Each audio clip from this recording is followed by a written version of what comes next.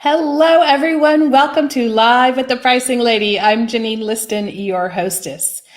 This show is all about helping you do pricing better in your business. We're all about how you're going to create the value, charge for the value, and communicate the value that you deliver. Thank you so much for joining me here today. Today, we're going to talk about a theory that I came up with a few years ago called the leaky bucket of pricing. Before I get into what it is, let me tell you a bit about how this came up. So I was working in a large corporation, and one day my boss came to me and he said, Janene, you got to help me. There are a bunch of executives arguing about what's more important to focus on in a business, specifically ours at the time. What's most important? Should we be focusing on transactional pricing or value pricing? Now, for those of you who aren't familiar with both of those terms, let me explain. So value pricing is all about how you're going to position your products. Are you going to position it based on value in this case? Right? So how are you going to capture the money that represents the value that you provide? So it has all to do with the positioning. Now, transactional pricing, on the other hand, are the actual prices that you are invoicing people for, you could say, each and every day. Each and every transaction that you make, what is going on with the price? Because let's face it, sometimes the prices we set and the prices that we get end up being different. And that's where transactional pricing comes into play. So this was the debate that they were having at the top level about, okay, where should we invest our money and our time and effort focusing on the most? And so when he came to me, they were having quite a debate about this, and he didn't know how to answer that question. He wasn't a pricing expert, although he was at the time my boss. So he came to me and he's like, what do I tell these people? Because we need to move on from this discussion. And when I answered him, I said, he asked me, so which one's more important? I said, both and neither. It was one of those things that there wasn't a direct answer to that question. The best that I could do was explain to him that actually both were important. And here's where the leaky bucket theory comes into play. So if you think of the profit in your business, you're trying to collect profit, and what we use to collect things oftentimes is a bucket, right? So think of a bucket of profit. That's what you want to achieve in your business. Now, value pricing is like the tap. When you try to fill a bucket with water, you put it under a tap and you turn the tap on. Now, when you're doing value pricing well in your business, then you have a lot of water pressure. So a lot of water or profit in this case can come into your business because you're capturing the value that represents what you're delivering customers. So if you want to have good water pressure, as they say, you want to make sure your value pricing is good so that you're capturing as much money as you can based on the value that you're delivering. Now, transactional pricing is kind of like the holes that you have in your bucket, right?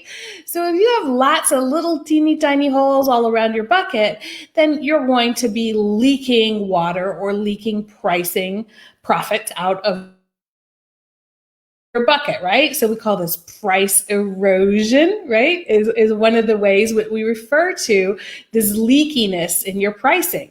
And that happens through discounts and rebates and sometimes just lowering your prices altogether, although that has more to do with the value pricing. The important thing here is that if you are giving discounts all the time and always making special offers to people, then the holes in your bucket are quite large, and it's going to make it difficult for you to actually build profit in your business. So now you start to see why it's so important that as a business owner, as someone who's doing pricing in the business, you have to pay attention to both how you position your prices originally, as well as what you're doing on each and every transaction. Because it's the combination of those two things that allows you to fill up your bucket most easily, right? So with the value pricing, you can have good prices and a nice flow of profits coming in, or you can have little drips and trickles coming in because you're not earning enough on each and on the position that you put in there. Let me clarify. You're not earning enough because you're positioned wrongly, right? Whereas with the transactional pricing, if you got holes in that bucket, it doesn't matter how high you have that tap turned on, all of your profits, all of that water is just leaking out the backside. So that's what this theory of the leaky bucket of pricing is all about. So let's take a look at what this really means for you as a business owner. The first thing is that you need to pay at least equal attention to these two things. Now, if you're in a business where you are not going to be discounting ever, then the transactional pricing part is going to be something that you don't need to manage as closely as someone who's doing a lot of discounts or rebates in their business. This can also apply if you're selling to different channels. So let's say you're selling a bunch of products online for pets. But you also sell those products that you produce for pets, you sell them directly to pet shops. So you have probably a discount that you offer pet shops. And maybe you have different discounts for big pet shops, for boutique pet shops, maybe for animal shelters, you have another discount. And what happens with all this discounting is that you think you're selling at the price that you have on your website. The reality is you're selling at all these other prices and they are all lower. So those are potentially holes in your bucket. And if you're not consistent about how you're doing those discounts, and sometimes you offer this here and sometimes you offer that there, then you can have the situation where you're actually not aware of the final prices that you're getting for what you're offering. This, again, is going to relate to the holes in that bucket, so you need to be aware of that. Now, on the other hand, if you're in an economy strategy business, so a business where you're trying to be the low price leader, where you're really trying to give the best prices at the consequence of value, then value pricing, you might have a relatively slow tap, right? Just because you're not trying to get a lot of money. Well, no, let me rephrase that. You're not positioning yourself to earn a lot of money on each and every transaction, but that means you're going to have to spend more time and be even more careful with what you're doing on the transactional side, because you're not going to be able to balance that with being positioned in a relatively high way. So those are two exceptions. For most businesses, you're going to need to focus both on how you're positioning yourself in the market as well as what the price is for every transaction. So it's really important that you understand both. And in a few cases, you may emphasize one a little bit over the other. However, for the majority of you, you're actually going to want to pay attention to both fairly equally. So what's another thing that comes out of this or is important in this context of the leaky bucket? So the next thing is really about understanding your positioning, so your price positioning. When you have the correct price positioning, then each time you sell a unit of that, you actually get to optimize the price volume point, right? So there's a point that we kind of search for in pricing. We're looking, where's the price where we can optimize the volume, because then we can have the most revenue, because revenue is price times volume. Well, when you're focused on value pricing and you're understanding that this tap at the top of your leaky bucket, or hopefully not leaky bucket, then you can actually optimize that better and make sure you have as much pressure, water pressure, profit pressure coming out of that tap as you want. So again, this is going to help you fill that bucket up as quickly as possible. Now, there's another topic here that's really important that I think I mentioned once, but I've also been alluding to, and that's price erosion. So a lot of times when we're talking about things, I'm discussing pricing with you or guests on the show, we're talking about getting those prices up there, pushing them up. Well, one of the things that many companies deal with, and even right now it's a big topic, and that's called price erosion. So price erosion is when over time your prices are actually starting to fall. And this usually will happen first on a transactional level. And then when you're doing price reviews, you'll notice that the prices are starting to fall. And you'll start taking actions to mitigate price erosion.